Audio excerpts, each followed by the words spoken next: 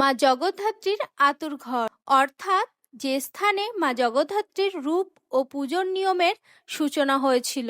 আমরা সকলেই জানি রাজা কৃষ্ণচন্দ্র কিভাবে জগদ্ধাত্রীর পুজোর সূচনা করেছিলেন মঙ্গল ঘটের মাধ্যমে।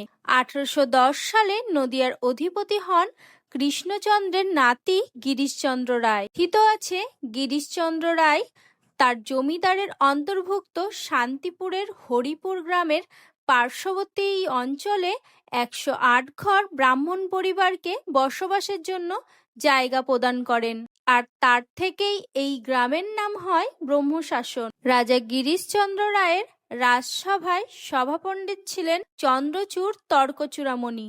তার বাসস্থান ছিল শান্তিপুরের এই ব্রহ্মশাসন গ্রামে। তিনি এই স্থানেই ভাগীরথী নদীর তীরে পঞ্চমুণ্ডির আসনে বসে তন্ত্র সাধনা করতেন। কথিত আছে 1763 খ্রিস্টাব্দে রাজা কৃষ্ণচন্দ্র রায়ের হাত ধরে কৃষ্ণনগর রাজবাড়িতে প্রথম দেবী জগদ্ধাত্রীর পুজোর সূচনা হলেও দেবীর কোনো নির্দিষ্ট রূপ এবং পুজো পদ্ধতি বা মন্ত্র জানা ছিল না। গিরিশচন্দ্র রায়ের অনুরোধে চন্দ্রচূড় তর্কচূড়ামণি সাধনার মাধ্যমে সিদ্ধি লাভ করে দেবী জগদ্ধাত্রীর রূপের সন্ধান এবং পুজোর জন্য প্রয়োজনীয় পদ্ধতি ও মন্ত্রের অন্বেষণ করেন।